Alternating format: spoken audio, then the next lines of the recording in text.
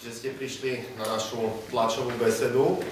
Chceme sa venovať trošku problematike vakcín. Pred 10 dňami som mal tlačovku na túto tému v Košiciach, takže nie v Bratislave, sprostredkovali to košické médiá. Myslím, že táto tlačovka zvírila pomerne veľký záujem médií aj verejnosti. Na tej tlačovke pred 10 dňami som povedal, že Ministerstvo zdravotníctva a Úrad verejného zdravotníctva katastrofálne podcenili situáciu a zanedbali svoje povinnosti. Povedal som aj to, že nesú plnú zodpovednosť za nepripravenosť Slovenska na prípadnú chrípkovú epidémiu vírusom pandemickej prasacej chrípky.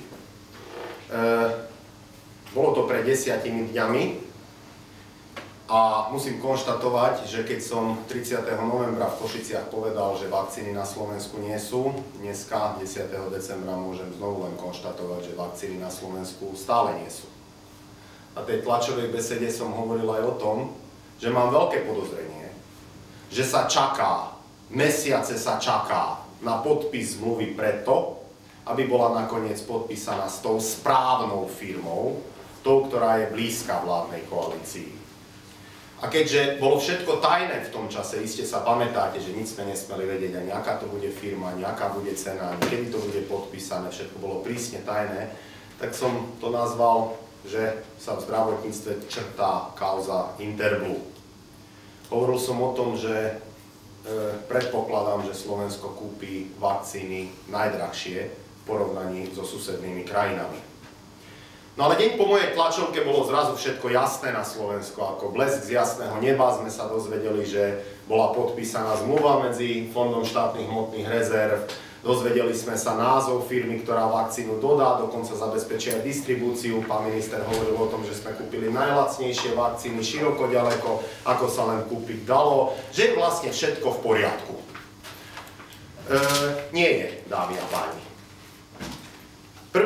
decembra po tlačovej besede, kde bola oznámená skutočnosť, že je podpísaná zmluva a vakcíny na Slovensku prídu v počte 1 000 000 kusov, sa zdalo, že je všetko v poriadku, ale ja veľmi pokojne konštatujem, že nie je.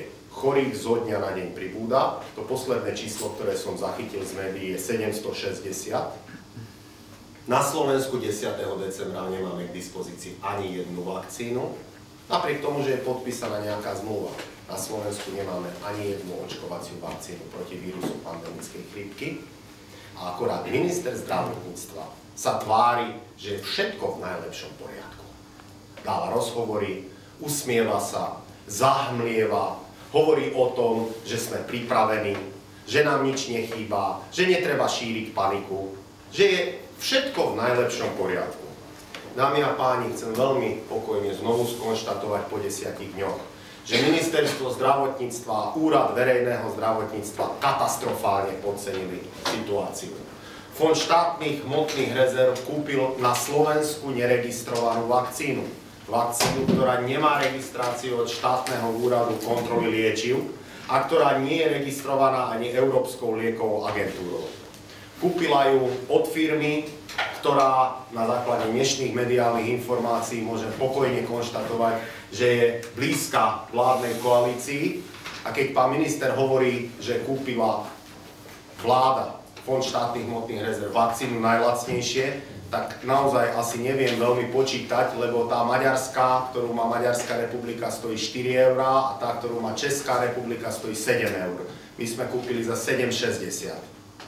Teraz neviem, či ja neviem počítať, či pán minister, či niečo je ešte napísané v tej zmluve, čo sme ale nevideli, lebo tá zmluva je zatiaľ pre verejnosť neverejná, teda verejnosť obsah tej zmluvy nepozná. Ale dámy a páni, nechcem teraz byť múdry a hovoriť o tom, že vidíte, mal som pravdu 30. novembra, aj keby som to dnes mohol povedať, pretože to vôbec nie je dôležité. To, že pán minister podáva trestné oznámenia, to vôbec nie je dôležité. To, že pán minister pózuje médiám a rozpráva, ako to má pod kontrolou, to vôbec nie je dôležité. Viete, čo je dôležité? Že ľudia nevedia, čo sa deje. Že lekári nevedia, čo sa deje. Že denne dostávam maily od kolegov, ktorí sa ma pýtajú, či majú vakcinovať neregistrovanou vakcínou. že kto za to preberie zodpovednosť. Veď on podá tú látku pacientovi, či sa oni majú ako riziková skupina zaočkovať. Nevedia na to odpovedať, boja sa. Musia vraj najprv podpísať nesúhlas s očkovaním. Pýtajú sa ma, či na zdravotníkoch chce niekto v tejto krajine robiť klinický pokus. Teda, že na nich vyskúšame tú vakcínu. Čo to tu prebieha v tejto krajine? Zastavujú ma ľudia, volajú mi priatelia, pýtajú sa, už sú vakcíny? Čítal som v novinách, že už sú vakcíny, pán poslanec. Kde mám ísť? Za svojím praktickým lekárom, dá mi recept? Chcem zaočkovať deti, majú na to nárok? Nemajú? Neviem. Spýtajte sa ministra zdravotníctva. Kto bude očkovaný? Príde 50 000 vakcín vraj koncom mesiaca. Ani to nie je celkom isté, lebo dneska som si pre zmenu všimol v médiách, že firma, ktorá je za to zodpovedná osoba, hovorí, že ešte nevie, či sú vakcíny na Slovensku a kedy vlastne tie vakcíny na Slovensko prídu. No kto bude očkovaný? Kto dostane prvých 50 000 vakcín? Kto to bude? Zdravotníci? Deti? Chronicky chorí? Kde to je napísané?